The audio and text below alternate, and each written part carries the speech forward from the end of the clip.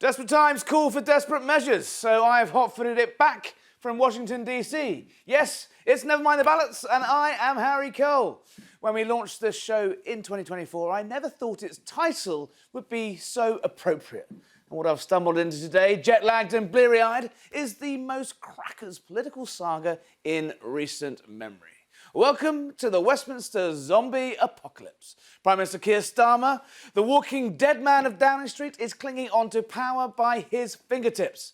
His MPs are in revolt, yet his spineless cabinet are refusing to publicly decapitate the zombie premier. And the country, well, we look on with wide-eyed bafflement and sheer exhaustion at how a Labour government that landed such a huge mandate just 2 years ago has failed so catastrophically by every single metric. The political undead got a pasting at the polls last week. Yet Starmer, he refuses to admit that he was the primary reason for Labour's collapse. Literally, he's the one saying never mind the ballots now. Yet another howl of rage. It thundered from voters in the Brexit heartlands of Britain yet again last week. And what's Starmer's answer? More Europe, back to free movement. And if you disagree, you're backing the bigots. But last week's local election results were not your usual political wear and tear. It was a fiasco, a train wreck, the mother of all bin fires. Zombie Starmer's delusional mantra at the cabinet this morning that the country wants him to get on with the business of government as usual is beyond comical. Never mind the men in grey suits. It's time to send for the men in white coats tonight. The facts are plain. Starmer promised competence, he promised an economic recovery, and he promised discipline around the nation's finances. What have we got instead, though?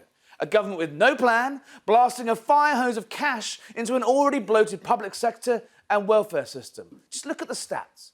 8.3 million people are now on universal credit. That's up an astonishing 830,000 in just a single year. A single year since Starmer bottled welfare reform. Half of those claimants, 4.2 million, have absolutely no requirement to seek work. That is not sustainable. And when you add on to that the soaring borrowing costs we have, they dwarf what we spend on defence, and a health system that's unreformable and continues to drain billions of pounds every week. What happened to all those bold promises to fix these woes? Instead, there's been how many U-turns? 20 by my count. We need to check that, but it's about 20. Half-assed policies written on the back of an old fag packet and okay to go by who? God knows who. And then it becomes government by WhatsApp group. Newbie MPs too afraid to make any difficult choice. And a PM incapable of taking his party with him, let alone the country. These are not serious people. And here's the thing, Westminster still doesn't get it. People are tired. They're tired of the drift, they're tired of the excuses, and they're tired of governments, frankly, of every stripe, promising competence, yet delivering confusion. We've had the thick end of 2 decades of institutional chaos, managed decline, and political short-termism. And voters said something very, very clear last week. Enough. Enough is enough. So why can't the Prime Minister, in fact, why doesn't his entire government just take the bloody hint? Trevor Kavanagh, Trevor, the King of England, is arriving in Parliament on Wednesday, tomorrow, to open the state opening Parliament, to read a speech written by Downing Street that will set out the King's government's, his government's, political agenda for the next 12 months. We don't even know who's going to be in charge in the next 12 days, possibly the next 12 hours. That's an appalling position for a government to put the monarch in, isn't it? You have to feel sorry for King Charles here because he's going to have to sit there on the throne with this great 13-pound weight on his head, the crown, pontificating about my government. My phantom government is what he wanted. The zombie government. Yeah. My zombie government. He's going to lay out the legislation that is going to allegedly change Britain, that Keir Starmer this is the legacy of Keir Starmer, basically what he's reading out, because when Starmer goes, which he will do, and I would predict that the writing is on the wall before this weekend, one way or another. He will signal his future intentions in some way. I think the West Streeting will strike.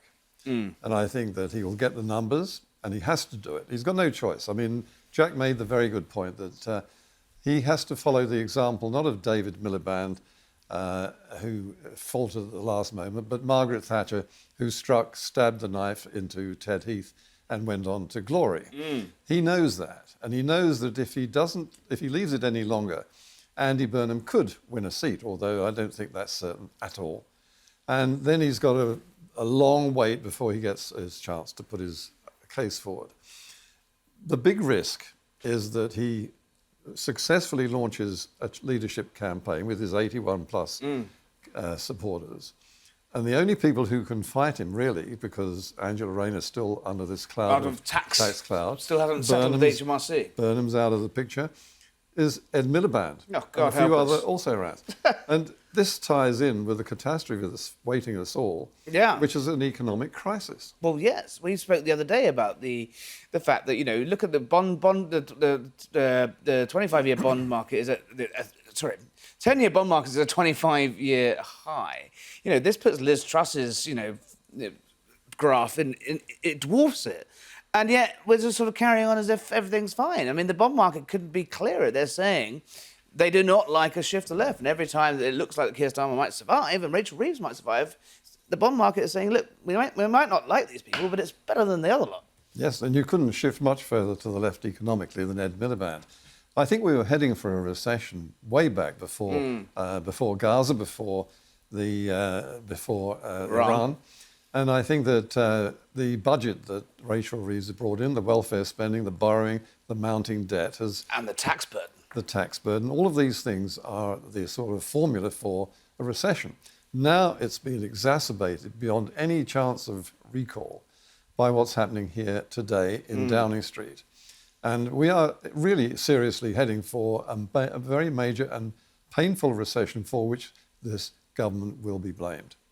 Mostly the first job of the new incoming new left-wing Labour leader will go cap in hand to the IMF, back to the 70s style. Trevor, where do you put this in the context of you've seen febrile days in Westminster, febrile weeks in Westminster. Obviously, scars on my back go as far back as the Liz Truss fandango that we saw. Obviously, the Boris Johnson saga, COVID, the Brexit wars, where basically all rules kind of went out the window, and you had ministers trading blows literally on the airwaves on a daily basis. But this seems uniquely crackers in the fact, I think that someone once said that Ian Duncan Smith had a mural problem and he can't see what's on the wall. Keir Starmer, is he either really ballsy and just saying, sod it, or is he mental? I think he's thinking of his legacy. The legacy is either he scuttles off with his tail between his legs and says, this is the programme for my successor, or he fights and makes the others fight him. In other words, he can then subsequently claim that I delivered this landslide victory, I delivered this government, the first in many years, and I'm being treated shabbily by a very ungrateful bunch, just as everything was beginning to work.